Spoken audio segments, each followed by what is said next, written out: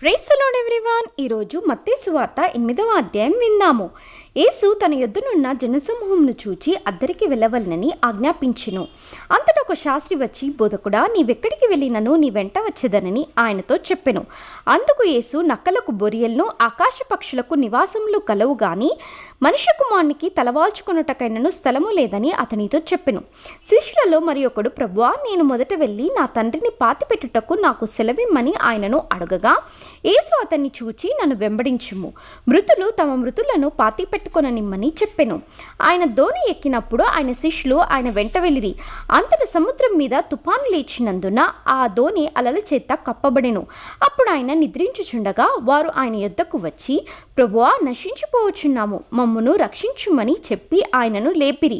అందుకు ఆయన, అల్ప విశ్వాసులారా, ఎందుకు భయపడుచున్నారని వారితో చెప్పి లేచి గాలిని సముద్రంను గద్దింపక మిక్కిలి నిమ్మలమాయెను. ఆ మనుషులు ఆశ్చర్యపడి, ఈయన ఎట్టివాడో, ఈయనకు గాలియు సముద్రంను లోబడుచున్నవని చెప్పుకొనిరి. ఆయన అద్దరినున్న గదరేనీయుల దేశము చేరగా దయ్యములు పట్టిన 2 మనుషులు సమాధుల నుండి బయలుదేరి ఆయనకు ఎదురుగా వచ్చిరి. వారు మిగుల ఉత్తరులైనందున ఎవడునూ ఆ మార్గమున వెళ్ళలేకపోయెను. వారు, ఇదిగో దేవుని కుమారుడా, నీతో మాకేమి, కాలము రాకమునిపే మమ్మను బాధించుటకు ఇక్కడికి వచ్చితివా అని కేకలు వేసిరి.